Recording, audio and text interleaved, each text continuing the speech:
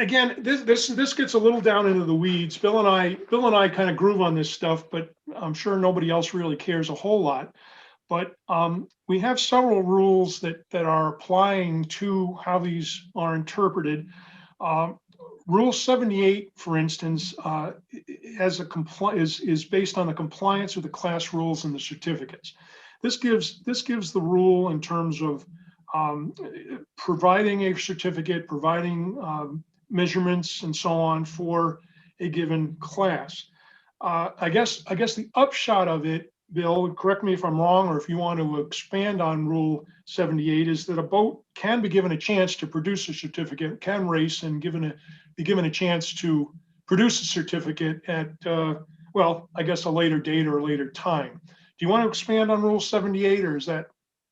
Yeah, Reader's Digest version of it is basically, if you are demanded by the organizing authority, which could be a protest committee, and say, we need to see a valid certificate from you, and they choose not to go to the per fellow website and pull up from our database, which people can, or through the club handicapper, and say, we want to see it.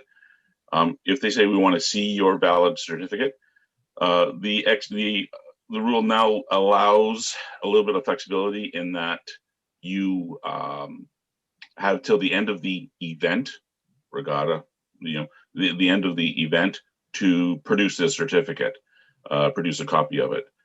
So if that means running home, getting a website. The reason that this flexibility is now being there is because more and more things are being available online. And so it's trying to do this. Now, it has been pointed out that right now on the PERF certificate, sorry, the PERF LO certificate, you sign off and you say that you'll keep a copy of it on your boat at all times when you do it. That is something that we are looking at, just getting our rules in sync with the World Sailing Set expectations of the rules. So it's a little bit of a gray area. It would be a rule that someone could be protested on, but in reality, hopefully the protest committee will say, yes, you're right, you have to have it. You have till the end of the event to produce this certificate. It's safer if you have it on board, but if you don't have one, there is a little bit of an out. And once again, as Bill pointed out, I've gone way into the weeds on this one. So no, that's kind of where we want to go. We're going to do the same thing with Rule 87, which are basically changes to the class rules. Do you have anything? These are what is permitted under the class rules. I know, Bill, just to get into the discussion here, I know you are involved with Owen, and I'm not sure whether Brian is part of it, in terms of clarifying class rules within the handicap manual and what exact things will be allowed and so forth. Again, as quickly as you can and still do it justice. Can you get into that with us? Let me get a copy of the rule. Give me 1 second.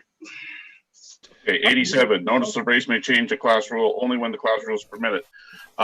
We have not stated anything specifically about which rules can be modified. So in theory, someone could modify everything, but if they do that, then it's going to get very messy. We shouldn't do that. And in the reword, we will be fixing that. And this will be addressed in the new in the revamping, I suppose, of the class rule. The reissue, yes. Yeah. As far as the other things goes, I take it you are not referring to the use of the alternate numbers. Well, we were that is a topic for later on. Got it. Okay. Just want to make sure that wasn't what you're referring to, though. No. I'm just going. What I'm doing is going through the rules that apply in case you run into these things. I don't want to belabor it. Again, certain of us find this stuff interesting. Some of you, I haven't seen. No, only a couple people dropped out so far. So good. I guess you're still with us. Owen, did you have something you wanted to add to this? You're muted. You're muted, Owen. That I'm unmuted and the screen flashes up. That doesn't let me. Your head disappeared too. Yeah, I know. I have this little cutout I can use. One thing to be really specific about is class rules and One Design class rules for your One Design fleet.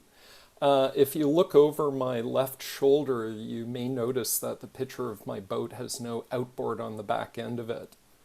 My J80 class rules require me, when class racing, to stow it down below behind the bulkhead. But when I'm perf racing, I leave it dangling off the back end.